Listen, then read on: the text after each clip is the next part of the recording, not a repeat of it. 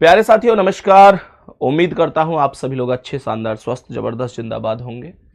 आज क्लास आपकी देरी से शुरू हो रही है, लगभग 50 मिनट देरी से हमने ये क्लास आज प्रारंभ करी है किसी कारणवश। तो एक बार सभी प्यारे दोस्त सबसे पहले तो क्लास में आ जाएंगे। आपको आज इंतजार करना पड़ा होगा, और इंतजार क्या, मैंने आपको 4 बजे ही एक मैसेज यहाँ पर दिलवा दिया था। कमेंट पिन होगी ना, अभी भी दिखा दूं क्या कमेंट पिन है। प्यारे साथियों, आपकी यह क्लास 4:50 पर शुरू होगी। ये मैंने मैसेज आपको तुरंत दिलवा दिया था कि कोई बच्चा आएगा तो वो लगभग वेट ना करता रहे, उसे तुरंत ये पता चल जाए कि हाँ भैया आज हमारी क्लास देरी से हो पाएगी। ठीक है ना। दूसरा, आप सभी प्यारे साथियों में से मैक्सिमम लोग ऐसे होंगे जिन्होंने बादशाह सीरीज को आज देखा होगा। बहुत से प्यारे साथी ऐसे जरूर रहे होंगे आज की क्लास में। तो बादशाह सीरीज को कितने प्यारे साथियों ने आज देख लिया है कि हाँ भैया आज की क्लास हमने देखी। इतना प्यार आप लोगों ने जो दिया है ना इस सीरीज को आज पहले ही दिन, मतलब मैं कहूंगा कि सच में मेरे प्यारे गुड्डा, ईमानदारी से कहूँ ना तो एक समय था जब मैंने पढ़ाना शुरू किया था, मतलब ऑनलाइन में मुझे पता चला था कि भाई ऑनलाइन ऐसे ऐसे पढ़ाया जाता है। इस चीज़ें बहुत शुरू की बातें हैं, जब बिल्कुल नया था मैं इन चीज़ों में। एक सपना देखा था कि भाई एक समय आएगा बहुत लोग देखेंगे मेरी क्लास में, सैकड़ों कमेंट आया करेंगी, 400 400 500 500 कमेंट आया करेंगे। क्योंकि मैं हमेशा से ऐसा रहा था कि ऑफलाइन में जैसे 50 बच्चे 100 बच्चे पढ़ाई, और मुझे ऐसा लगता था कि भाई कभी ऑनलाइन पढ़ाऊंगा तो मेरी क्लास में 200 200 300 300 कमेंट आया करेंगे। मुझे सच में मतलब बहुत ऐसा लगता था एक दिन सब जानेंगे मुझे, सब लोग समझेंगे कि हाँ एक संदीप नाम का कोई टीचर है, और मतलब एक परिवार की तरह सब लोग जुड़ेंगे। और गुड्डा, आप सभी के प्यार से, आप सभी के चीज़ों से, वो कहते हैं ना कि सपने अगर आदमी देखता है तो वो सच जरूर होते हैं। आज आज लगभग लगभग बादशाह सीरीज में, जो बादशाह सीरीज आज हमारी हुई है, बादशाह सीरीज में अभी 1:30 बजे क्लास अपलोड हुई थी। आप लोग देखो 1:30 बजे अपलोड हुई थी और अभी 5 नहीं बजे, और आप लोग देखेंगे तो लगभग 4,500 से ज्यादा कमेंट वहां पर मौजूद हैं। आप सभी प्यारे साथियों से बस इतना कहूंगा कि मैं शायद जितने लायक हूं नहीं, उससे ज्यादा प्यार आपका मुझे मिलता है दिल से। बहुत बहुत प्यार आप लोगों के लिए, बहुत बहुत थैंक यू वेरी मच। इतने प्यार के लिए गुड्डा आपका तहे दिल से बहुत बहुत आभार। सपोर्ट करने के लिए, आगे बढ़ाने के लिए। मैं ये मानकर चलता हूं कि आपका साथ है तब हम हैं, आपके बिना हम कुछ भी नहीं है। आपका दिल से बहुत बहुत सारा आभार। आगे बढ़ता हूं, जिन्होंने नहीं देखी है वो एक बार जाकर जरूर देख लेना। आज से शुरुआत हो चुकी है बादशाह सीरीज की। बाकी क्वेश्चन पर चलेंगे और बताते हुए चलेंगे कि पहले क्वेश्चन का करेक्ट आंसर क्या है। मेरे सभी प्यारे दोस्त बताएंगे इस क्वेश्चन का करेक्ट जवाब क्या हो जाएगा। जल्दी से सभी प्यारे साथी जवाब दे देंगे, जल्दी से सवाल का जवाब देंगे। क्या कह रहा है, ध्यान से सुनिएगा। सबसे पहले कह रहा है कि स्मार्ट को यहां पर जो लिख रहा है वो लिख रहा है इतना, तो S19 और V22 मैं ये कह सकता हूं कि प्लस का 3 हुआ है। M13 है, K11 है तो ये माइनस का 2 हुआ है। A1 पर D4 पर तो ये प्लस का 3 हुआ है। R18 पर P16 पर तो माइनस का 2 हुआ है। T20 पर W23 पर तो ये प्लस का 3 हुआ है।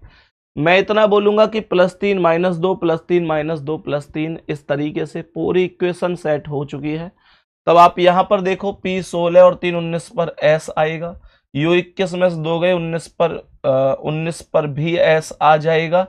और R18 और 3 21 पर क्या आएगा, K आ जाएगा। हाँ या ना।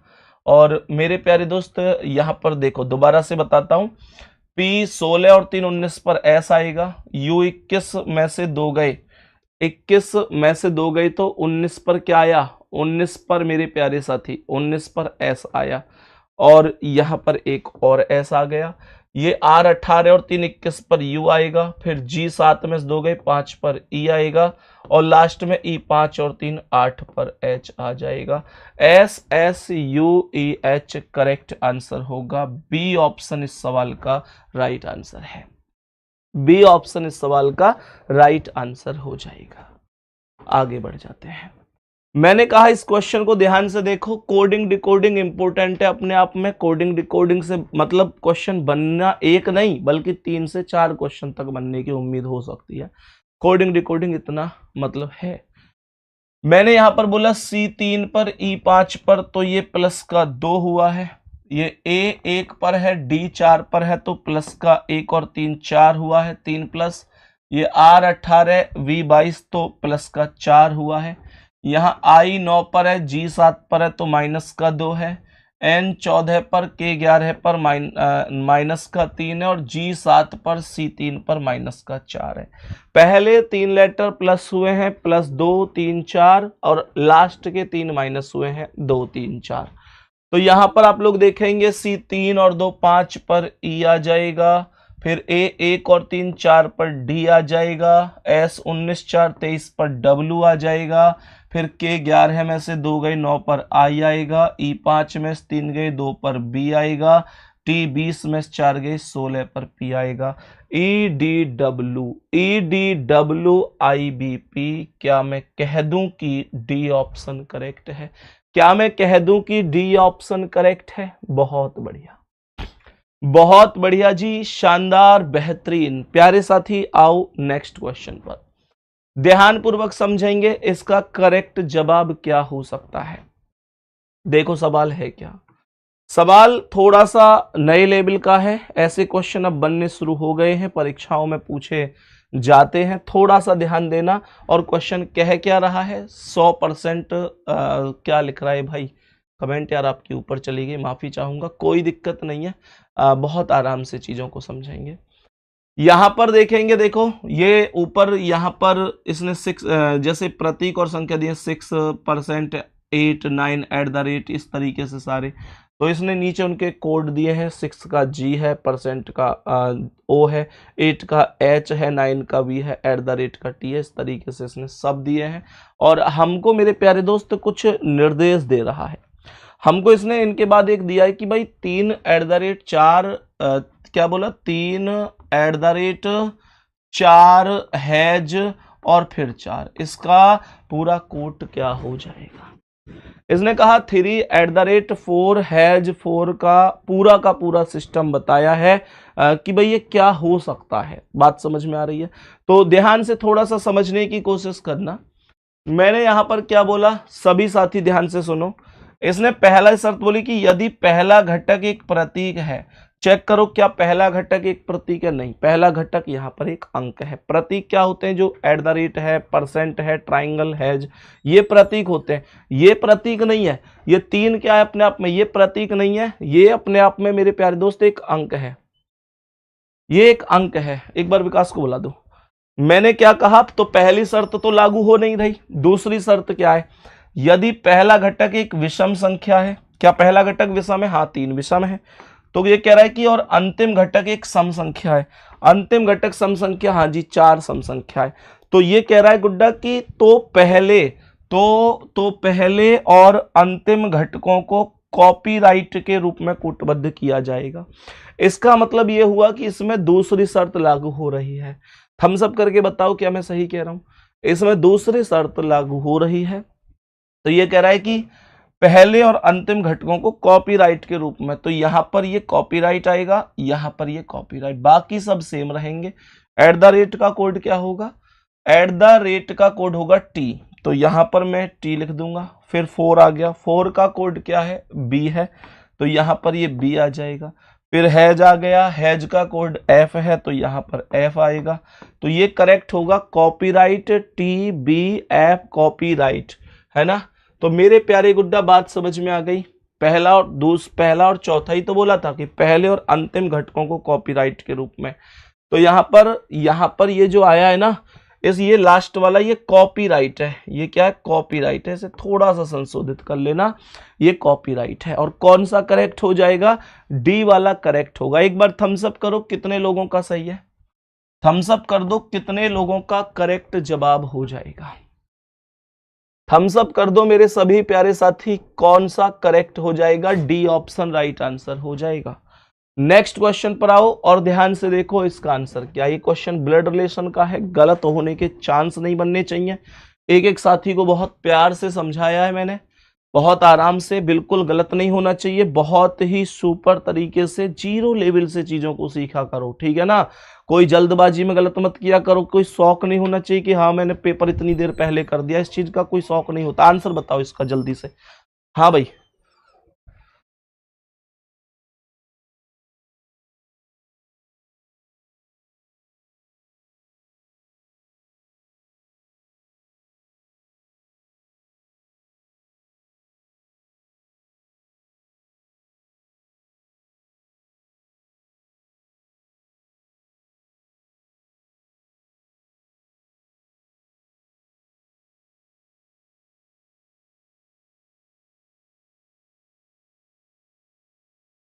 मेरे सभी प्यारे दोस्त बताएंगे जल्दी से।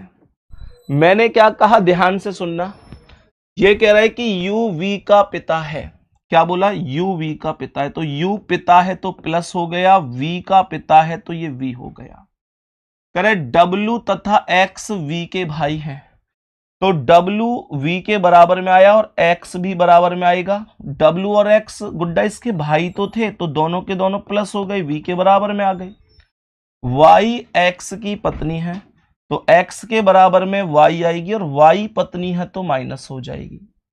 कह रहा है z y की पुत्री है, तो y से एक पीढ़ी नीचे z होगी, और पुत्री है तो माइनस हो जाएगी। कह रहा है y u से किस प्रकार संबंधित है। इसका मतलब देखो, जो पहले आता है वो बताना होता है। पहले आया y का नाम, तो ये कह रहा है y u से किस प्रकार, तो ये जो y है ये u से पूछ रहा है, तो ये y कौन लगेगी, u की। u का जो बेटा है वो x है, और x की पत्नी y है। हमारे जो बेटा की पत्नी होगी वो हमारी कौन होगी, पुत्रवधू होगी। डी ऑप्शन करेक्ट आंसर हो जाएगा। डी ऑप्शन करेक्ट आंसर हो जाएगा। भैया बुक के ऑफर का क्या रहा, ऑफर प्रारंभ हो चुका है गुड्डा। जो बुक पर ऑफर है तर्क ज्योति पर, वो प्रारंभ हो चुका है 5 बजे। 5 बज गए ना, हाँ ठीक है। बुक तर्क ज्योति पर प्रारंभ हो चुका है प्यारे साथी। आप बुक बिल्कुल ले सकते हैं RW एप्लीकेशन से। यार एक काम करो, इसमें वो लिंक लगा दो उसका, ठीक है। गुड्डा मैं एक बार लिंक लगवा देता हूं, आप लोगों का कमेंट में पिन करवा देता हूं, जिससे कि आपको बहुत ज्यादा दिक्कत नहीं होगी। आप सीधे लिंक पर क्लिक करके डायरेक्ट वहां पर पहुंच सकते हैं, ठीक है ना। तो तर्क ज्योति ये आपको जो आज मिलेगी वो 149 रुपए में मिलेगी, ठीक है ना। 149 रुपए में मिल जाएगी। एक बार उसका लिंक लगवा देना, ठीक है। चलो आगे बढ़ते हैं मेरे प्यारे साथी। ये रहेगा कल शाम 5 बजे तक, आज शाम 5 बजे से कल शाम 5 बजे तक। नेक्स्ट क्वेश्चन पर आओ और बताओ इसका आंसर क्या है। मैंने क्या बोला, इस क्वेश्चन को थोड़ा सा ध्यान से समझना। देखो ध्यान से, सभी प्यारे दोस्त ध्यान से समझने की कोशिश करना। क्या बन सकता है, कह रहा है कि जेड वाई का भाई है, तो जेड प्लस हो गया, और वाई का भाई है तो ये वाई हो गया। एच ए के दादा या नाना है, लेकिन अभी दादा है या नाना है वो बाद की बात है। यहां पर इसने बोला है कि वाई एच की बहू है, तो वाई माइनस हो गई। एच की बहू कैसे होगी, एच की बहू कैसे होगी भाई, वाई किसी ना किसी से विवाहित होगी, अर्थात इसका कोई ना कोई पति होगा, और जो पति होगा वो एच का बेटा होगा। तभी तो मैं कहूंगा कि वाई एच की बहू है, तो एच का ये बेटा हो गया और ये बेटा की पत्नी हो गई, तो बेटा की जो पत्नी है वो बहू हो गई। बात समझ में आ गई होगी। आगे यहां पर कह रहा है कि एक्स ए का पिता है, एक्स ए का पिता है। अब देखना, कह रहा है एच ए के दादा या नाना है, तो इसका मतलब यह हुआ कि ए कौन है, इसका वाई का बेटा है, हाँ या ना भाई। तभी तो कहूंगा कि इसकी माँ और माँ के ये कौन, माँ और ये पिता, और पिता के पिता नाना हो गए। तो यहां पर मैंने एच को दादा या नाना बना दिया। कह रहा है जेड का ए से क्या संबंध है, जेड का ए से, तो ये इसकी माँ है और ये माँ का भाई है। माता के भाई को क्या कहा जाता है, माता के भाई को मामा कहा जाता है। करेक्ट आंसर बी ऑप्शन हो जाएगा। जी गुरुजी, हो जाएगा क्या, करेक्ट आंसर हो जाएगा मामा, राइट आंसर है। बताएंगे सभी प्यारे साथी, यहां तक बात समझ में आई कि नहीं, सभी प्यारे साथी।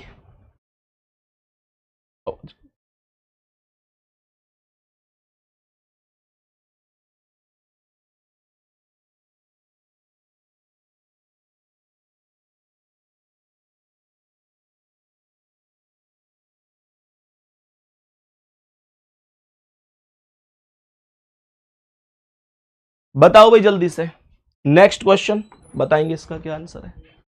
मेरे सभी प्यारे दोस्त बताएंगे इस प्रश्न का क्या आंसर हो जाएगा। देखो ध्यान से सवाल मेरे प्यारे भाई, कैसे किया जाता है ऐसा बहुत चुटकियों में बताऊंगा। मेरी कोशिश हमेशा ये होती है कि हर एक क्वेश्चन को आपको ऐसे बता दूं कि जिससे आपका टाइम बहुत मैनेज हो सके पेपर के अंदर, क्योंकि आप देखो कि 120 मिनट में 150 क्वेश्चन आपको यूपी पुलिस में करने होते हैं, है ना। तो उस हिसाब से ही मेरी कोशिश होती है। और अभी एक चीज के मुद्दे पर भी आप लोगों से बातें करूंगा, और मेरे प्यारे दोस्त उस चीज को भी थोड़ा सा समझेंगे। पहले इस क्वेश्चन का आंसर ध्यान से समझेंगे। मैंने आप लोगों से कहा कि भाई देखो ऐसे डायरेक्शन बना लो, ये क्या है पूर्व है, पूर्व के सामने ये क्या है पश्चिम है, उत्तर हमेशा ऊपर होता है, ये क्या हो जाएगा दक्षिण।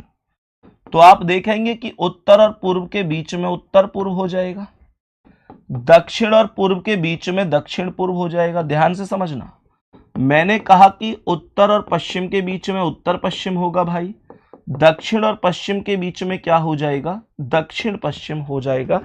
इन बातों में किसी को कोई दिक्कत नहीं है, ये सभी की सभी वैल्यू गुड्डा 45 डिग्री की है, सही है। तो यहां पर देखो ये कह रहा है कि आकाश दक्षिण दिशा की ओर देख रहा है, ये दक्षिण दिशा हो जाएगी। अब यहां पर बच्चा कई बार क्या करता है, उसे इसके अकॉर्डिंग घुमाता है, जैसे भाई दक्षिणावर्त में इतना घुमाना है, फिर वामावर्त में इतना घुमाना है। ऐसे नहीं करना है, आपको एक साइड क्लॉकवाइज लिख लेना है और एक साइड एंटी क्लॉकवाइज लिख देना है। क्लॉकवाइज मतलब दक्षिणावर्त, एंटी क्लॉकवाइज मतलब वामावर्त। तो दक्षिणावर्त को क्लॉकवाइज के नीचे लिख दो। कह रहा है दक्षिणावर्त दिशा में 135 डिग्री, तो ये क्लॉकवाइज की वैल्यू 135 डिग्री हो गई। कह रहा है वामावर्त में 90, तो एंटी क्लॉकवाइज की वैल्यू 90 हो गई। उसके बाद दक्षिणावर्त में 180, तो ये क्लॉकवाइज की वैल्यू 180 हो गई। फिर वामावर्त में 135, तो एंटी क्लॉकवाइज की वैल्यू 135 हो गई। और फिर वामावर्त में 45, तो एंटी क्लॉकवाइज 45 हो गया। अब मेरी बात को जरा ध्यान से सुनना, क्लॉकवाइज और एंटी क्लॉकवाइज में जो वैल्यू आपस में बराबर होंगी उनको आप लोग काट देंगे। जैसे ये 135 से इस 135 को हमने काट दिया, तब ये 180 बचा, और ये 90 और 45 135 बच गया। मेरा क्वेश्चन आपसे बस इतना सा है कि 180 और 135 में ज्यादा वैल्यू कौन है, तो आप लोग कहेंगे भैया 180 ज्यादा है।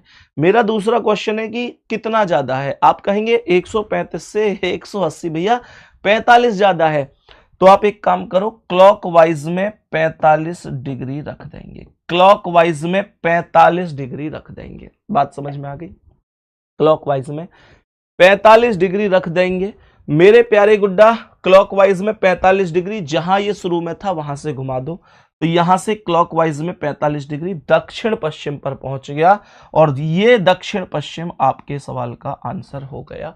ए ऑप्शन आपका करेक्ट आंसर है। एक बार जल्दी से बता दो कितने साथियों ने बादशाह सीरीज को शुरू कर दिया आज से, और मुझसे प्रॉमिस करो कि भैया जिस दिन तक बादशाह सीरीज चलेगी उस दिन तक हम आपके साथ हैं। मैंने 50 क्लास बोली है, तो 50 तो चलेंगी ही चलेंगी, चाहे 50वीं क्लास थोड़ी सी लंबी क्लास लगाकर खत्म करना पड़े मुझे। 50 क्लास में उसमें लगाऊंगा, और आप सभी प्यारे साथी लास्ट तक उसमें बने रहेंगे, ये मैं आपसे उम्मीद करता हूं। मैं आपको ईमानदारी से बता दूं, मुझे उस क्लास को लगाने की कोई आवश्यकता नहीं थी, कोई जरूरत नहीं थी। ये प्रैक्टिस सेट चलता रहता, बहुत बड़ी बात है, क्योंकि और भी क्लासें होती हैं, टाइम बिल्कुल नहीं बचता है, बिल्कुल मैनेज नहीं होता है। फिर भी केवल इसलिए कि नहीं, आप लोगों के लिए कुछ स्पेशल जरूर करूंगा, क्योंकि मैं जब शुरू में पढ़ाने लगा था, मेरी एंट्री जो हुई थी आरडब्ल्यू पर, वो यूपी पुलिस के खाकी बैच में हुई थी। उस टाइम पर यूपी पुलिस के लिए खाकी बैच था 60,244 के लिए, पहला बैच वही था मेरा। तो आप लोगों से मतलब एक दिल से अलग लेवल का लगाव है, और प्यारे गुड्डा वो लगाव केवल मेरी ओर से रहे, वो कुछ नहीं होगा उससे, आप लोगों की ओर से इतना रहना चाहिए कि कंटिन्यूटी टूटनी नहीं चाहिए। और ध्यान रखो, ऐसे कितने साथी हैं जिन्होंने आज तर्क ज्योति में दोपहर का खाना हमारे साथ ही खाया है, कि हाँ भैया खाना खाते खाते मैंने आपकी क्लास कर ली। कुछ लोगों ने लाइब्रेरी में कर ली होगी, मतलब सबका अपना अपना शेड्यूल रहता है, लेकिन मुझे आप प्रतिदिन क्लास में चाहिए, प्रतिदिन क्लास में चाहिए आप लोग, ठीक है ना। आप लोग प्रतिदिन बादशाह सीरीज से जुड़े हुए होने चाहिए।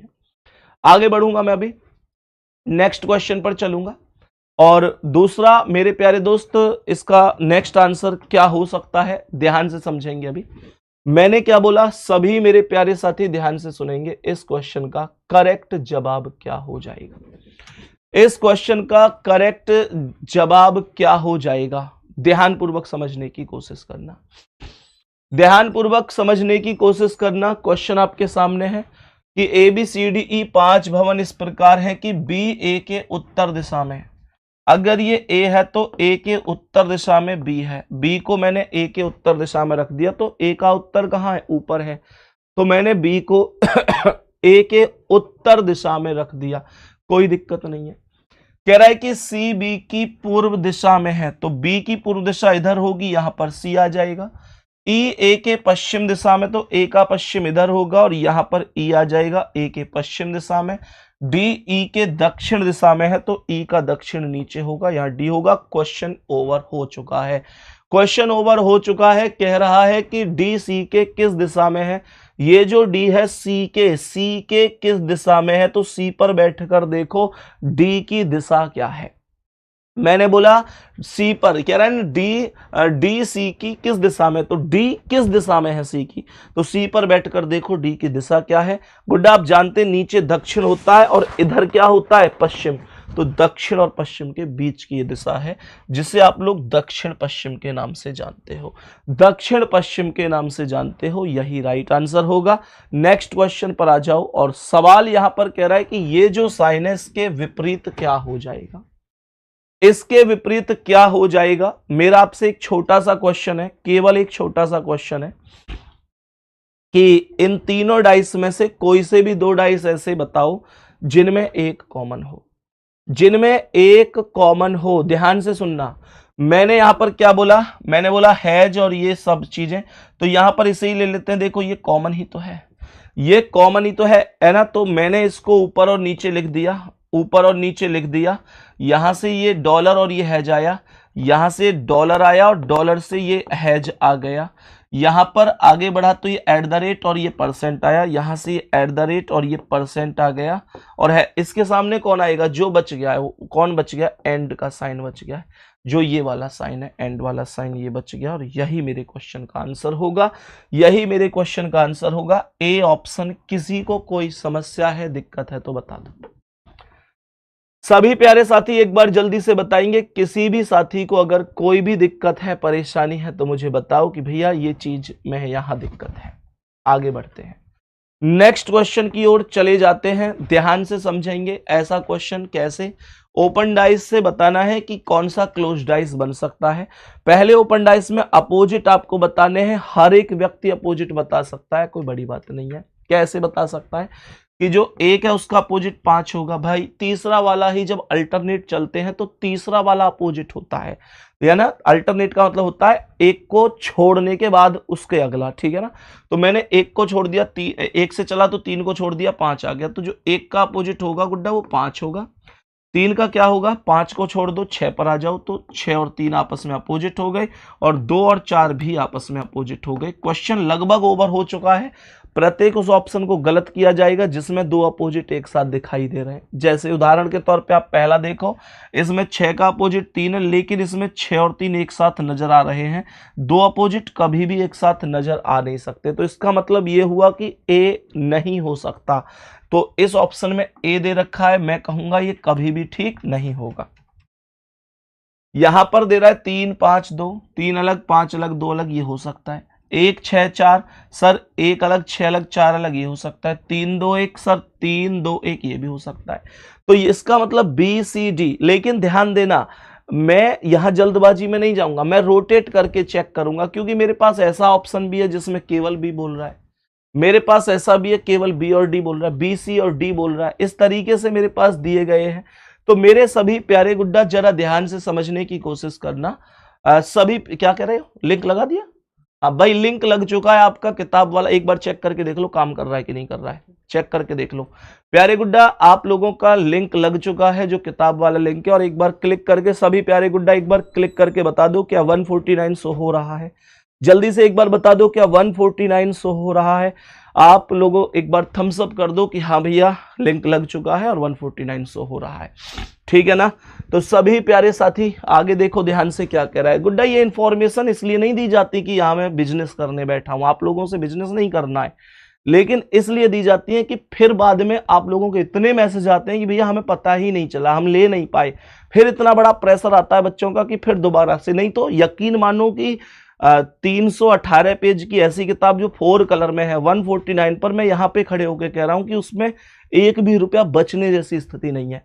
क्योंकि ऑनलाइन में आप लोग किसी से ही पूछ लेना, कम से कम 15-20 रुपए का खर्चा तो उसे डिस्पैच करने में आ जाता है। और 318 पेज किताब 4 कलर की, प्रिंटिंग हो गई, बाइंडिंग हो गई, उसका पेज रेट हो गया, सच में कुछ नहीं बचता, एक भी रुपया नहीं बचता। कुछ लोगों को ये लगता होगा कि भैया इस बात को बार बार कई बार इसलिए कहते होंगे शायद कि भाई इनको बहुत बड़ा प्रॉफिट होता होगा उससे। नहीं गुड्डा, प्रॉफिट नहीं होता उससे, एक रुपए का भी प्रॉफिट नहीं है।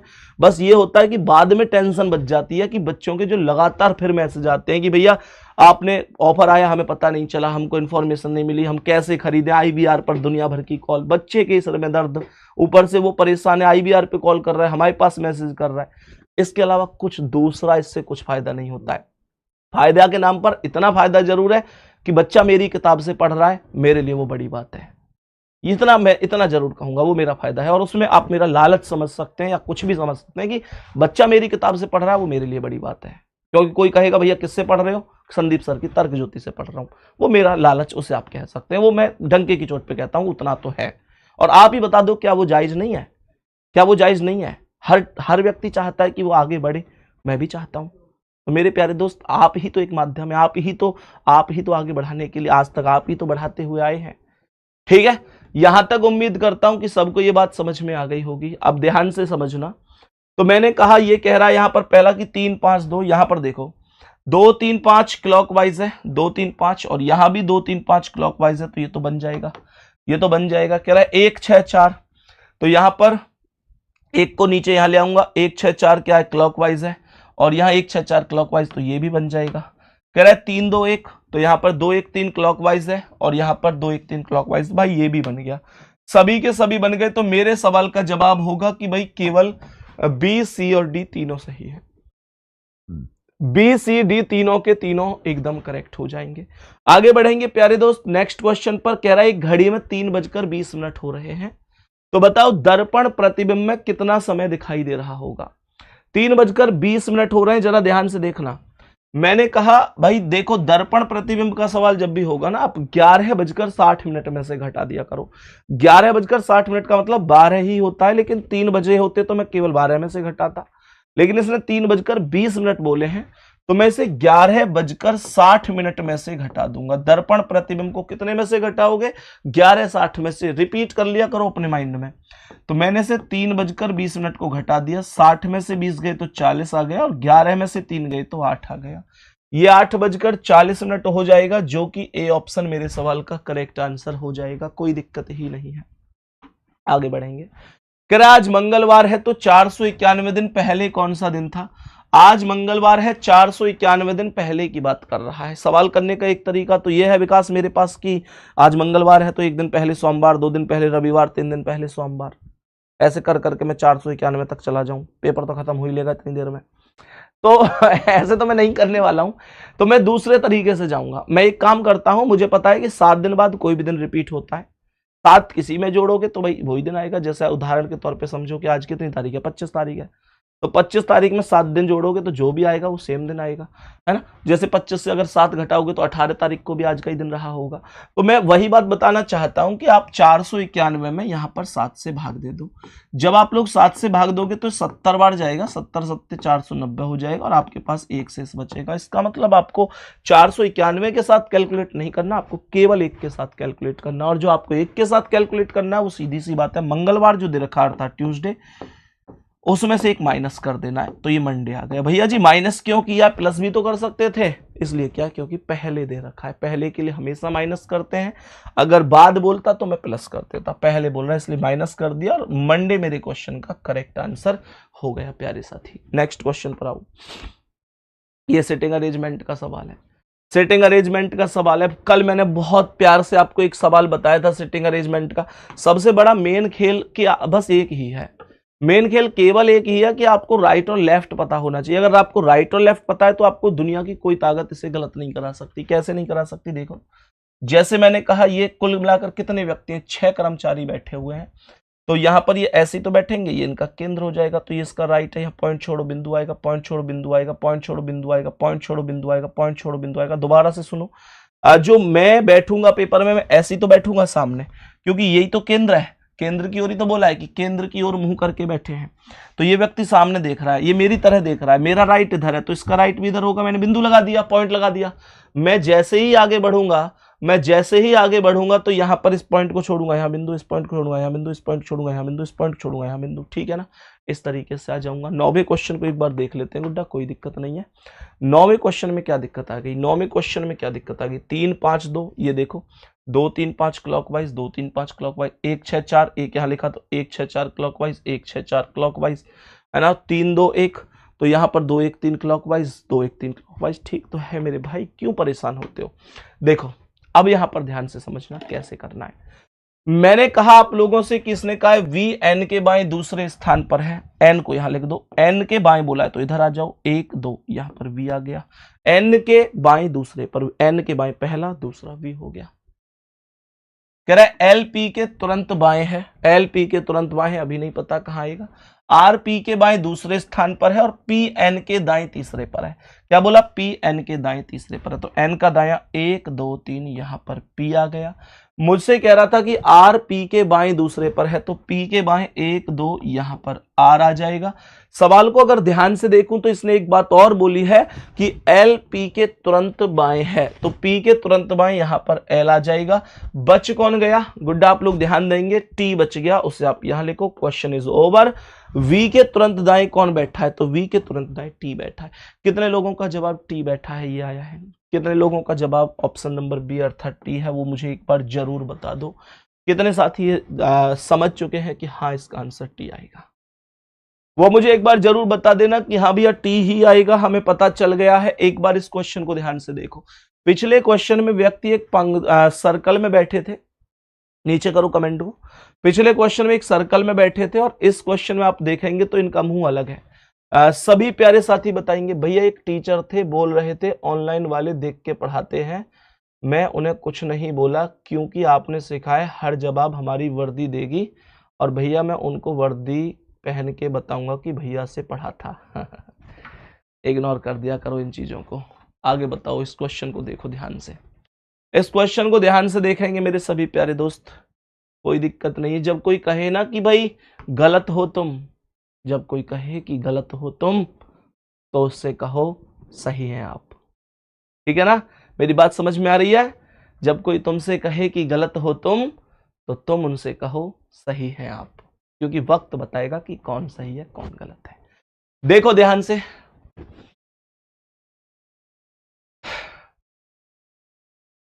ध्यान से देखो क्या कह रहा है। मैंने क्या कहा, क्वेश्चन को ध्यान पूर्वक समझेंगे। सवाल करा है A B C D E F G एक दीवार पर पूर्व की ओर मुंह करके बैठे हैं। क्या बोला, पूर्व की ओर मुंह करके बैठे हैं। मुझे आप लोग एक बात बताओ, पूर्व की ओर बैठे हैं तो थोड़ा सा ध्यान से समझना। पूर्व की ओर बैठे तो यहां पर ये पूर्व इधर साइड हो जाएगा, पूर्व इधर हो गया, पूर्व इधर होगा तो ऊपर वाला लेफ्ट हो जाएगा और जो नीचे वाला है वो राइट हो जाएगा। ऊपर वाला लेफ्ट हो जाएगा और नीचे वाला राइट हो जाएगा। थोड़ा सा ध्यान से सभी प्यारे साथी समझने की कोशिश करना, सभी प्यारे साथी समझने की कोशिश करना, यहां पर ध्यान से देखना। मैंने क्या कहा, लेफ्ट और राइट, ये तो देखो ये कह रहा है सी डी के तुरंत दाएं है। मैंने कहा डी के तुरंत दाएं सी है, अगर ये डी है तो डी के तुरंत दाएं सी है, दायां कहां है, नीचे की ओर है, तो डी के तुरंत दाएं अर्थात नीचे की ओर सी हो जाएगा।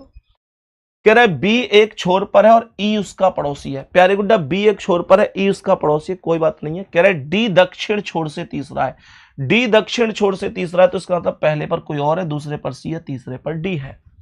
आगे यहां पर कह रहा है जी ई और एफ के बीच में है, तो जी ई और एफ के बीच में कब आएगा, जब यहां पर आ जाएगा। अब ध्यान से देखना, यहां पर एक बात है कि बी एक छोर पर और ई उसका पड़ोसी है, तो यहां पर जी ई और एफ के बीच में तो गुड्डा ऊपर ही बिठाना पड़ेगा। टोटल कितने, 6, 1 2 3, भाई 6 तो 1 2 3 4 5 6, जी 7 है, 1 2 3 4 5 6 7 हो गए। तो मैंने आप लोगों से कहा यहां पर क्या बन गया, जी ई और एफ के बीच में, तो मैं यहां पर तो ई को बिठा नहीं सकता, और उसने कहा है कि बी एक छोर पर है और ई उसका पड़ोसी है, तो मैं बी को इस छोर पर बिठा सकता हूं यहां पर, और ई को उसका पड़ोसी यहां पर बना सकता हूं। मुझसे कह रहा है जी ई और एफ के बीच में, तो जी यहां पर आ जाएगा, ई और यहां पर एफ लिख दो, एफ के बीच में, और यहां पर ए आ जाएगा। क्वेश्चन खत्म हो चुका है, क्वेश्चन खत्म हो चुका है। कह रहा है कि भाई किस युग्म के तुरंत बीच में डी बैठा है, तो डी बैठा है एफ और सी के बीच में। करेक्ट आंसर बी ऑप्शन आ जाएगा। बताओ, जल्दी से बताओ, बात समझ में आ गई। मेरे सभी प्यारे साथी बताएंगे जल्दी से, क्या यहां तक बात समझ में आई है?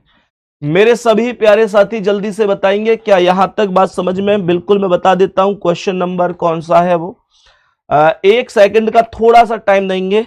किताब मेरे पास ही है तर्क ज्योति में, 1 मिनट का टाइम देंगे, देखकर बता देता हूं उसे। एक बच्चा बार बार कमेंट करके परेशान हो रहा है, मैं जवाब दे देता हूं दोस्त, कोई दिक्कत नहीं है। 1 मिनट बस। क्वेश्चन क्या था हमारा? क्वेश्चन था 1 3 5 6, ठीक है। 1 3 5 6 चेक कर देता हूं। 1 3 5 6 मेरे प्यारे दोस्त, ये जो क्वेश्चन है जिस भाई ने कमेंट किया है, आप लोग एक बार तर्क ज्योति किताब में देख लेना, डाइस वाला ये वाला क्वेश्चन एक बार तर्क ज्योति में जिनके पास है वो एक बार चेक कर लेना। ये है आपका 50 पेज पर 43 क्वेश्चन, पेज नंबर 50 है, पेज नंबर 50 है और क्वेश्चन नंबर है 43। मेरे दोस्त एकदम सही बताया, कोई दिक्कत नहीं है, कोई दिक्कत नहीं है। प्लीज एक कमेंट को बार बार कॉपी पेस्ट मत किया करो, मामला डिस्टर्ब हो जाता है, सही है ना? एक कमेंट को बार बार कॉपी पेस्ट मत किया करो, कोई 1-2 साथी ऐसे मत किया करो, ठीक है? पूरी क्लास का माहौल बिगड़ता है उससे। नेक्स्ट क्वेश्चन पर आओ, इसका आंसर बताओ क्या है। नेक्स्ट क्वेश्चन पर आओ और बताओ इस प्रश्न का करेक्ट आंसर क्या होगा। एक पंक्ति में राकेश का स्थान बाएं से 25वां है, योगेश का स्थान दाएं से 18वां है। ध्यान से समझो, मैंने कहा कि राकेश का स्थान बाएं साइड से यानी कि इधर से 25वां है, और सवाल कह रहा है कि योगेश का स्थान दाएं से 18, तो इधर साइड से ये योगेश बैठा है कितने नंबर पर? 18वें स्थान पर। इनके बीच में कह रहा है कि कुल 8 व्यक्ति हैं, तो 8 व्यक्ति इनके बीच में है, अधिकतम व्यक्ति पूछ रहा है। डायरेक्ट कुछ नहीं करना, बस इन सब का टोटल करना है, इन सब का टोटल करना है। क्या इनका टोटल मैं कर सकता हूं? 25 और 8 33, 33 और 18 51 हो जाएगा। पहला ऑप्शन ही आपके सवाल का करेक्ट जवाब हो जाएगा, पहला ऑप्शन ही आपके सवाल का करेक्ट जवाब हो जाएगा, कोई भी दिक्कत नहीं होनी चाहिए।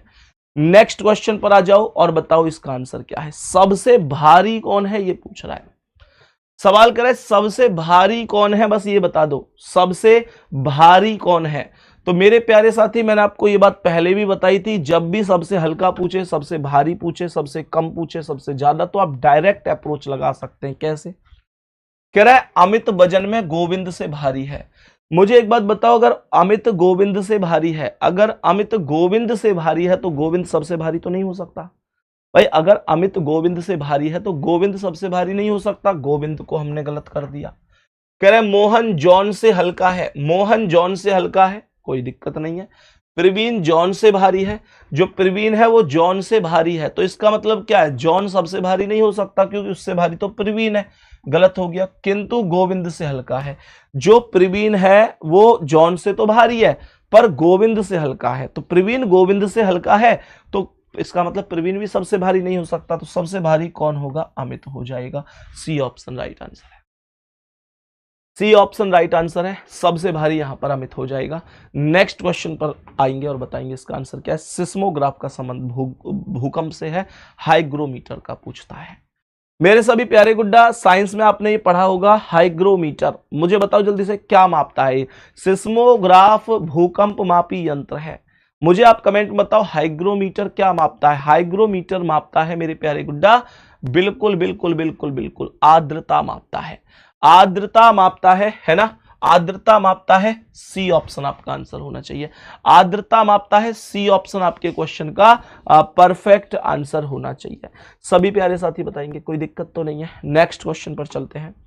जल्दी से मुझे बता दो कि मदर टेरेसा शांति, जो नोबेल पुरस्कार मिला था मदर टेरेसा को, वो शांति के क्षेत्र में मिला था। रविंद्रनाथ टैगोर जी को किस क्षेत्र में मिला था? लिख के बताओ, जल्दी से लिख के बताओ। भौतिकी में मिला था क्या? रसायन में मिला था क्या? साहित्य में मिला या गणित में मिला? जल्दी से जवाब दो। भैया जी साहित्य में मिला था, साहित्य में मिला था। रविंद्रनाथ टैगोर जी को जो साहित्य के क्षेत्र में मिला था नोबेल पुरस्कार, तो ये करेक्ट है। मदर टेरेसा जी को शांति के क्षेत्र में मिला था। नेक्स्ट अगला सवाल कह रहा है भाई सेलेक्ट करो कि कौन सा सबसे अलग है। सवाल कह रहा है सेलेक्ट द ऑड पेयर, यानी कि विषम युग्म का चयन करो। इन सब में सबसे अलग कौन है ये बताना है। इन सब में सबसे अलग कौन है, सबसे डिफरेंट कौन है, सबसे अलग बता दो कि सबसे अलग कौन हो सकता है। तो आप लोग कहेंगे भैया यहां पर ये 28 और 70 है, देखो 28 का अगर मैं एक बार डबल कर दूं तो ये 56 हो जाएगा, और 28 का मैं एक बार आधा कर दूं तो ये हो जाएगा 14, और 56 और 14 को जोड़ूंगा तो ये 70 हो जाएगा, 56 और 14 70 हो जाएगा। ऐसे ही 24 और 60 को देखो, 24 का डबल करूंगा तो ये 48 हो जाएगा, और 24 का अगर भाग 2 से दूंगा तो ये यहाँ पर 12 आ जाएगा, 48 और 12 जोड़ूंगा तो ये 60 हो जाएगा, 48 और 12 ये 60 हो जाएगा। मैंने कहा 12 और 30 चेक करो, 12 का 2 गुना कितना है 24 है, और यहाँ पर 12 का भाग 2 कर दो तो ये आ गया तुम्हारा 24, और 12 का भाग 2 6, 24 और 6 तो ये 30 हो जाएगा, कोई दिक्कत नहीं है।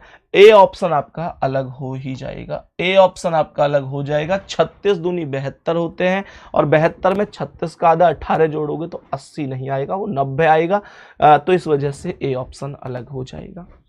नेक्स्ट क्वेश्चन क्या कह रहा है, नेक्स्ट क्वेश्चन यहां पर सीधा सीधा सीरीज का है। बताओ भाई 31, 17, 48, 65, 113 के बाद में अगला जो नंबर आएगा वो क्या होगा, अगला जो नंबर आ जाएगा वो क्या हो जाएगा। तो यहां पर आप लोग देखेंगे कि इन दोनों को जोड़ो, 31 प्लस 17 को, तो 31 और 17 48 होंगे, ये 17 और 48 को आप लोग जोड़ो, 17 प्लस 48 तो ये 65 हो जाएगा, फिर 48 और 65 को जोड़ो, 48 प्लस 65 बराबर 8 5 13 का 3 हासिल 1 6 4 10 और 11 113 हो जाएगा, और फिर 65 प्लस 113 जोड़ो, 65 प्लस 113, तो यहां पर ये 5 और 3 8 हो गया, 11 और 6 17 हो गया, 178 करेक्ट है, 178 करेक्ट आंसर हो जाएगा।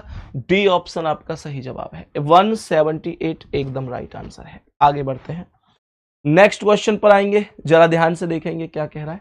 सबसे पहले यहां पर सी है, फिर खाली स्थान है, फिर बी है, फिर सी है, फिर ए है, फिर खाली स्थान है, फिर सी है, फिर खाली स्थान है, फिर बी है, फिर सी है, फिर खाली स्थान है, और फिर बी है। तो आप लोग मुझे जल्दी से बताओ कैसे होगा। सारे के सारे ऑप्शन ए से शुरू हो रहे हैं, इन चीजों को ध्यान रखा करो, ये चीजें इस तरीके से आती हैं। सारे के सारे ऑप्शन आप लोग देखेंगे ए से शुरू हो रहे हैं, तो मैंने कहा भाई ए को यहां पर आना ही पड़ेगा, निश्चित रूप से आना पड़ेगा, क्योंकि इसके अलावा बाकी कोई ऑप्शन है भी नहीं। सारे के सारे ऑप्शन यहां पर ए से शुरू हो रहे हैं, तो मैंने यहां पर ए को रखा, ये मेरी मजबूरी भी है। तो आप लोग देखेंगे ये शुरू में सी ए बी का एक कॉन्सेप्ट बना है, सी ए बी, अब यहाँ सी ए के बाद बी रखूंगा तो ये सी ए बी हो जाएगा, मतलब ये छोटी छोटी सी हिंट होती है बस। और बहुत लोग करते हैं, इन्हें पहले काउंट करेंगे, फिर देखेंगे भाई कितने बन रहे हैं, फिर उनको टुकड़ों में विभाजित करेंगे, ऐसे बहुत बच्चे करते हैं सवाल को। तरीका वो भी बहुत बढ़िया है, लेकिन जितनी देर में आप काउंट कर रहे हो उतनी देर में अगर आंसर ही आ जाए तो फिर वो ज्यादा बढ़िया है ना, वो ज्यादा बढ़िया हुआ ना। ऐसे देखो सी ए बी और सी ए बी, खत्म कहानी। तो आपने यहाँ पर ए भरा, आपने यहाँ बी भरा, यहाँ ए भरा, यहाँ ए भरा, तो ए बी ए ए, क्या बोला, ए बी ए करेक्ट है, अर्थात ए ऑप्शन राइट आंसर है, ए बी ए करेक्ट हो जाएगा। आगे बढ़ते हैं, यहां पर आप मुझे बताएंगे जल्दी से डायग्राम बनाकर कि भाई क्या बन सकता है इस सवाल का करेक्ट आंसर। तो यहां पर सबसे पहले इसने कहा कि कुछ मेज कुर्सियां हैं, क्या बोला, कुछ मेज कुर्सियां हैं, तो मैंने कहा मेरे भाई ये मेज है, और कुछ जो मेज है वो कुर्सियां हो जाएंगे, कुछ मेज जो हो जाएंगे वो कुर्सियां हो जाएंगे, तो मेज का थोड़ा सा हिस्सा कुर्सियां के अंदर हमने कनेक्ट कर दिया। कुछ कुर्सियां पलंग है, तो यहां पर कुछ कुर्सियां का हिस्सा पलंग से कनेक्ट हो जाएगा, ये पलंग हो जाएंगे, और यहां पर सभी के सभी पलंग कमरे हैं, तो यहां सभी के सभी पलंग को मैं कमरे लिख दूंगा, ये पलंग के ऊपर कमरे आएगा। देखते हैं कौन कौन सा सही है। पहला कह रहा है कुछ कमरे मेज है, क्या कुछ कमरे मेज दिखाई दे रहे हैं आपको, कमरे और मेज का थोड़ा सा भी सर्कल आपको आपस में कनेक्ट दिख रहा है, नहीं दिख रहा ना, तो फिर कैसे कहोगे। कह रहा है कि कुछ कमरे कुर्सियां हैं, यहां पर कमरे और कुर्सियों का सर्कल आपस में मिला हुआ है, स्पष्ट रूप से नजर आ रहा है, बोलोगे ये एकदम सही है। करेक्ट, कुछ पलंग कुर्सियां हैं, देखो यहाँ पलंग और कुर्सियां मिले हुए हैं, ये भी एकदम सही है। तो कहने का मतलब बड़ा ही स्पष्ट सा है कि भाई दूसरा सही है और तीसरा सही है, दूसरा सही है और तीसरा सही है, खत्म कहानी, बस इतना सही तो काम करना है, दूसरा और तीसरा एकदम करेक्ट हो जाएगा। नेक्स्ट अगला सवाल कह रहा है कि बता दो इसका आंसर क्या है। ट्राइंगल किसे दर्शाता है, ब्यूटीफुल को, पिंक ये तुम्हारा ये वाला जो इस तरीके से लेफ्ट टू राइट वाला आता है, और टॉप टू बॉटम वाला इसे फ्रेश, और ये फ्लावर को सर्कल दर्शा रहा है। कह रहा है कि कौन सी संख्या केवल सुंदर ताजे फूल को प्रदर्शित करती है। कह रहा है केवल सुंदर ताजे फूल। ध्यान से सुनना, मैंने कहा ये ट्राइंगल ब्यूटीफुल यानी कि सुंदर को दर्शाता है। मैंने आगे क्या बोला, मैंने बोला कि ये वाला जो आयत है ये पिंक, मेरे प्यारे गुड्डा, पिंक को दर्शाता है। पिंक, गुलाबी मैं इसे लिख सकता हूं, पिंक भी मैं इसे लिख सकता हूं, कोई दिक्कत नहीं है। आगे बात करता हूं तो ये देखो, ये जो है ये फ्रेश को दर्शा रहा है, ये फ्रेश यानी ताजे को दर्शाता है। और यहां पर फ्लावर ये फूल को दर्शाता है, ये फूल को दर्शाता है। सवाल करे कि कौन सी संख्या जो केवल सुंदर ताजे फूल को, सुंदर होने चाहिए, ताजे होने चाहिए, फूल होने चाहिए। और केवल का मतलब है अन्य किसी में नहीं आना चाहिए। इसका मतलब क्या है, इसका मतलब हुआ कि पिंक में काउंट होना नहीं चाहिए। इसका मतलब है कि पिंक में काउंट होना नहीं चाहिए। इसका मतलब है कि बाकी तीनों में, अर्थात सुंदर भी हो, फूल भी हो, ताजा भी हो, कॉमन रूप से मौजूद होना चाहिए। और इसके अलावा पिंक में ये वो संख्या मौजूद नहीं होनी चाहिए। तो ऐसी अगर मैं किसी भी संख्या की बात करता हूं तो आप लोग कहेंगे कि वो संख्या 10 हो सकती है भैया। वो संख्या क्या बोलेंगे भैया, वो संख्या 10 हो सकती है। और 10 हो नहीं सकती बल्कि 10 ही होगी। करेक्ट आंसर सी ऑप्शन हो जाएगा। कोई दिक्कत परेशानी किसी को, कोई दिक्कत परेशानी किसी को? नेक्स्ट क्वेश्चन पर आओ। नेक्स्ट क्वेश्चन क्या कह रहा है, यहां पर देखो सबसे पहले 8 आया हुआ है, फिर कह रहा है परसेंट। तो परसेंट का अर्थ क्या है, परसेंट का अर्थ हो जाएगा गुणा। तो मैंने यहां पर गुणा लगा दिया, कितना 2। फिर ये एंड का साइन है, एंड प्लस को दर्शाता है, तो प्लस हो गया 11। फिर उसके बाद आपने क्या बोला 11, और उसके बाद साइन कहां गया, 11 के बाद साइन कहां गया, 11 के बाद तो डायरेक्ट इसमें 24 आ रहा है। तो कुछ ना कुछ तो मिस है, कुछ ना कुछ तो मिस है। ये 2 बार आया है क्या, 11 एंड 24। एक बार का 24 हटा देना गुड्डा, एक बार 24 एक्स्ट्रा टाइप है, इसमें एक्स्ट्रा टाइप हो गया एक बार 24। तो एक बार 24 हटा देना, 11 के बाद एंड का साइन है, और जो एंड है उसका अर्थ प्लस है, उसका अर्थ प्लस है। तो इसमें यहां पर मैंने प्लस लगा दिया, ये 24, और हैज का अर्थ मैंने भाग कर दिया। भाग कितना, 6 करके देख लो सॉल्व। आएगा 8 गुणा 2 प्लस 11 प्लस 24 में 6 से भाग 4 बार। यह आ जाएगा 8 दूनी 16 प्लस 11 प्लस का 4 आ जाएगा। तो ये 16 और 17 कितना हो गया, 16 और 17। कुछ ना कुछ गड़बड़ हुई है, फिर इसमें कुछ ना कुछ गड़बड़ हुई है क्या इसमें। 8 दूनी 16 और 17, 17 और 16 कितना हो गया, 17 10 37, सॉरी 17 10 27 और 6 33 4। ये तो गड़बड़ है कहीं। है भाई 31 आंसर आपका कैसे आ रहा है गुड्डा, 7 6 13 4 17 आपका कैसे आ रहा है फिर। 8 दूनी 16 प्लस, ओके ओके, ये 11 है ना, ये 11 है, ये 11 हो गया, और ये प्लस का 4 हो गया। तो 16 और 10 26 1 27 4 31। एक बार एक ई ऑप्शन और लिख लेना 31, क्योंकि जिस तरीके से हमने क्वेश्चन को एक सेटलमेंट दिया है उस तरीके से गुड्डा इसका आंसर 31 ही आएगा। मेन बात है कि आपने ये पता होना चाहिए कि बोर्ड मास नियम लगाते कैसे, bracket of divide multiply add subtraction, इस तरीके से भाग जोग भाग गुणा जोड़ और घटाने का मेथड होता है। अंग्रेजी वर्णमाला में बाएं से 10वें और बाएं से 18वें के ठीक मध्य में कौन हो जाएगा। बड़ा प्यारा सा सवाल है, ध्यान से सुनना। मैंने कहा ये अंग्रेजी वर्णमाला है, ABCD EFGHIJ KLMNOP QRSTUVWXYZ।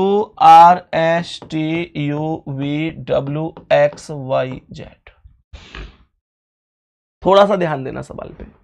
सवाल ने कहा है कि बाएं से 10वें, तो बाएं से 10वां कौन है, जे हो जाएगा। और बाएं से 18वां कौन है, बाएं से 18वां आर हो जाएगा। कह रहा है इनके ठीक मध्य में कौन सा है, इनके ठीक मध्य में कौन सा है। तो इनके ठीक मध्य में कैसे निकालूंगा, यहाँ देखो, यहाँ के खत्म, यहाँ पे क्यू खत्म, यहाँ एल खत्म, यहाँ पी खत्म, यहाँ एम खत्म, यहाँ ओ खत्म, कौन बच गया, एन बच गया। यही करेक्ट आंसर हो जाएगा। सही है ना, यही करेक्ट आंसर हो जाएगा। बस इतना सा काम आपको करना है। इनके बीच का अक्षर पूछ रहा था, इनके बीच में कौन सा अक्षर आएगा, बस इतना सा क्वेश्चन पूछ रहा था। ऐसे कितने साथी हैं जिनको ये लगता है कि भैया ABCD से अलावा कुछ बता दो।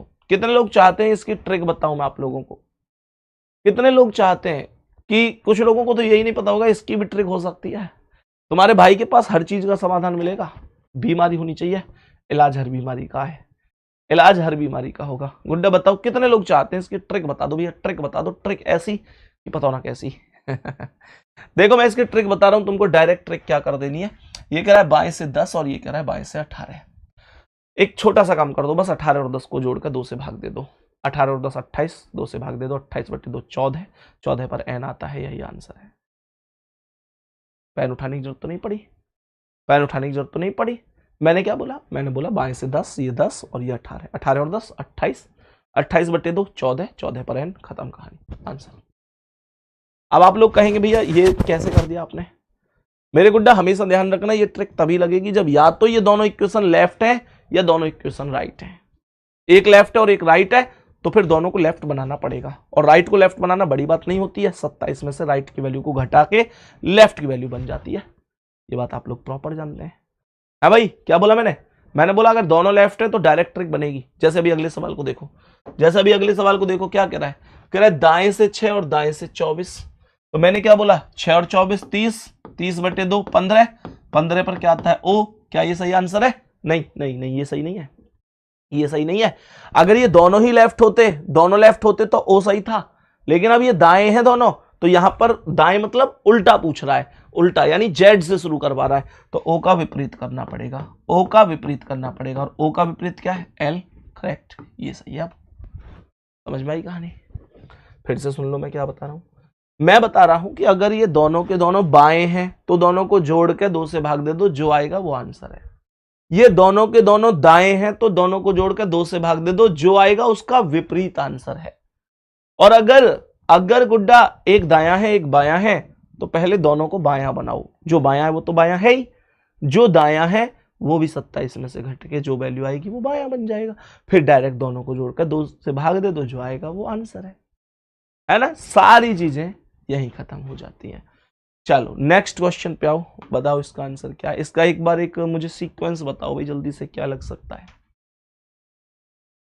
मुझे जल्दी से बताओ, इसका एक सही सीक्वेंस क्या हो सकता है, सही सीक्वेंस क्या हो सकता है। तो देखो बी और यू तो सब में कॉमन है, बी और यू तो सब में कॉमन है। मैंने कहा एन कितना है 14, एन कितना है 14, आर कितना है 18, एन कितना है 14, एन कितना है 14। तो जरा ध्यान से समझना, मैंने कहा कि देखो 18 सबसे बड़ा है तो सबसे बाद में 3 जाएगा, सबसे बाद में 3 जाएगा। फिर उसके बाद देखो यहाँ पे 3 तो बाद में चला गया, एन एन एन एन, यहाँ जी कितना है 7 है, टी कितना है 20 है, ई कितना, ये आई गई है ऑलरेडी वैल्यू, ये डी 4 है, आई 9 है। तो सबसे छोटा 4 वाला आएगा पहले, 4 सबसे छोटा है। फिर यहाँ पर 7 वाली वैल्यू अर्थात 1 आएगी, फिर यहाँ पर 9 वाली वैल्यू अर्थात 5 आएगी, और फिर यहाँ पर 2 वैल्यू आ जाएगी, और ये 4 1 5 2 3 बन जाएगा। 4 1 5 2 3 कहाँ है, ऑप्शन नंबर सी पर है, यही आपका राइट आंसर है जी। सही है ना। एक मैं आपको होमवर्क में क्वेश्चन दूंगा, 27 क्वेश्चन आज की क्लास में हम लोग करेंगे। आज क्लास देरी से भी शुरू हो पाई थी। और दूसरा गुड्डा, एक चीज को ऐसे समझो कि ये कोई ऐसा नहीं है कि भाई 55 क्वेश्चन हमारे पेपर में आएंगे तो हम 55 का ही एक वो बना के चलें। हमको उतना पढ़ लेना चाहिए कि जितने से हमारी समझ में चीजें आ जाए। मान के चलो कि मैं आपके लिए 55 क्वेश्चन लेके आऊं और घासी खोद के चला जाऊं, समझ में आपको कुछ ना आए, तो मेरे प्यारे गुड्डा फिर उसका कोई लाभ नहीं है। मैंने कहा कि मैं आप लोगों को 30 क्वेश्चन कराऊं बेशक, है ना, क्योंकि मैं यहाँ पे ऐसा नहीं कि भाई इतने क्वेश्चन है तो इतने ही हमको पढ़ने होंगे, ऐसा नहीं है।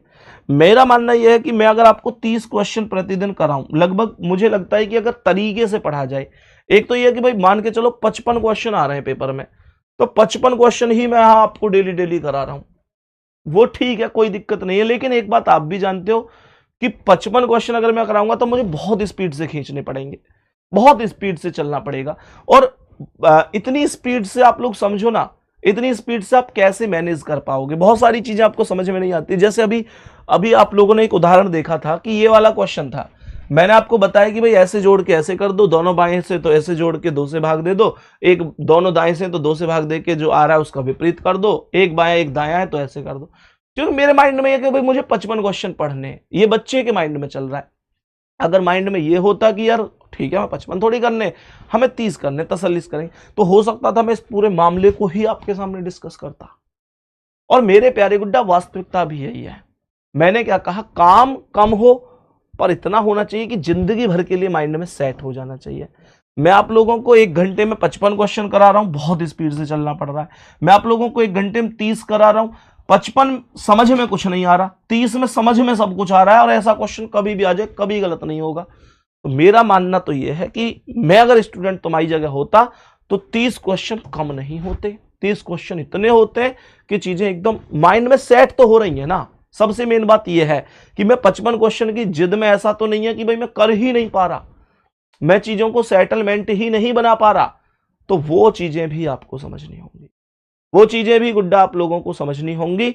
बाकी 55 क्वेश्चन प्रॉपर तरीके से जैसे हमने क्या करना है, जैसे 30-30 क्वेश्चन हमने डेली किए, तो 55 क्वेश्चनों का एक बेहतरीन सा फ्राइडे को हम लोग एक सेट रख लिया करेंगे कि भाई फ्राइडे को हमें 55 ही करने टारगेट बनाकर, फ्राइडे को हमने 55 ही करने टारगेट बनाकर। क्योंकि आप लोग सोचो, आप लोगों के लिए बादशाह सीरीज भी हो गई, फिर ये भी हो गई, अदर सब्जेक्ट भी हो गए, तो वो इतने सारे मुद्दे हो जाते हैं जिससे कि बहुत बड़ी दिक्कत हो जाती है। तो मेरे प्यारे गुड्डा, मेरा ये 55 क्वेश्चन हम फ्राइडे को कर लिया करें, बाकी हम 30 क्वेश्चन करें, 25 करें, 35 करें, 40 करें, मतलब पर समझ में सब आने चाहिए। हम कोई फिक्स करके नहीं पढ़ेंगे, हम ऐसा नहीं है कि भाई हमको फिक्स करके ही पढ़ना है कि भाई नहीं मुझे इतने ही पढ़ने, कि मुझे 10 ही पढ़ने या मुझे 50 ही पढ़ने। हम इतना पढ़े कि हम जो पढ़ रहे हैं क्लास में वो सब सेट हो जाए, माइंड में फिक्स हो जाए कि हाँ भैया एकदम एक एक चीज समझ में आ गई, है ना, एक एक चीज समझ में आ गई। ये चीज हमें एक, मतलब मैं स्टूडेंट होता तो मैं ये मानता। दूसरी बात, एक बहुत सारे बच्चों के मैसेज ये भी आ रहे हैं, जैसे अभी आप सभी से मुझे ये सलाह चाहिए कि एक बार मुझे बता देना भी क्लास के बाद कमेंट में कि एक्चुअल में है क्या चीज, कि मेरे प्यारे साथी बहुत से बच्चे ऐसे हैं जिनके एक लगातार कमेंट आ रहे थे कि यार प्रदीप भैया को क्लास में मत लाया करो भैया, उन पे ही फोकस रहता है हमारा और हम जो है क्वेश्चन नहीं देख पाते। भाई तुम क्वेश्चन नहीं देख पाते, इसमें प्रदीप जी की क्या गलती है? प्रदीप जी तो वैसे भी क्वेश्चन ऐसा भी नहीं है कि वो क्वेश्चन को ढक लेंगे, क्वेश्चन तुम्हारा यहाँ होता है और प्रदीप जी यहाँ होते हैं। भैया क्या ये वास्तविकता नहीं है? तब प्रदीप जी ऐसा तो हो रही है कि प्रदीप जी तुम्हें क्वेश्चन देखने नहीं देते। अरे क्वेश्चन तुम्हारा यहाँ होता है, क्वेश्चन इतना दिखता है यहाँ पे, और प्रदीप जी कहाँ दिखते हैं तुम्हें? वो यहाँ दिखते हैं, तो वो तुम्हारे क्वेश्चन है तो ढके नहीं है। लेकिन फिर भी आज मैं ताज्जुब कर गया इस बात को देख के कि प्रदीप जी को मत लाया कर। तो मुझे इस क्लास के नीचे बताना प्रदीप जी के आने का फायदा है गुड्डा। फायदा ये है कि मुझे भी अंदर से ये रहता है कि हाँ कोई स्टूडेंट ही खड़ा है, मतलब मुझे भी ये रहता है कि स्टूडेंट खड़ा है, मैं देखूं कि समझाने का हर एक, वो कहते हैं ना माइंड में, मैं भी हर एक हथकंडा अपना दूं कि यार समझा के ही छोड़ूंगा मैं एक एक चीज। तो मुझे उनके अंदर तुम सब दिखाई दे जाते हो, तो वो मेरे लिए थोड़ा सा अंदर से एक मोटिवेशन का भी काम करता है ना। तो वो सारी चीजें हैं, तो बिल्कुल ये मत सोचा करो तुम लोग कि भाई प्रदीप जी क्यों आ गए, ये सारी चीजें, ठीक है। बाकी मुझे कमेंट में बता देना। बाकी मेरे प्यारे दोस्त मिलते हैं अगली क्लास में। कल एक होमवर्क के लिए क्वेश्चन रहेगा, मुझे जरूर बताना इस क्वेश्चन का करेक्ट आंसर क्या है ना, और कमेंट में बता देना मुझे प्रदीप जी लाने कि नहीं लाने, है ना। तुम लोग तय कर लिया करो इन बातों को, बाकी उनके आने का कोई नुकसान थोड़ी है यार, भैया उनके आने का कोई नुकसान थोड़ा ही है। दूसरा एक और चीज है कि मेरे दोस्त मेहनत करते रहो शानदार तरीके से। कल अपने निर्धारित समय पर ही क्लास चलेगी, आज थोड़ी सी लेट थी। बाकी जो साथी किताब लेना चाहते हैं वो एक बार देख लेना, एप्लीकेशन पर जाकर किताब ले सकते हैं। और मैं अभी कमेंट में जो है पिन, एक बार इसे पिन कर देना, है ना। तो चलो पिन विन अब क्या करेंगे, क्या कर देते हैं, चलो देख लेंगे एक बार, कोई दिक्कत नहीं है। अगर आप लोग चाहोगे तो मुझे बता देना जैसे भी है, वैसे आपको एप्लीकेशन पे जाके मिल जाएगी, ठीक है। ओके, थैंक यू, धन्यवाद, नमस्ते।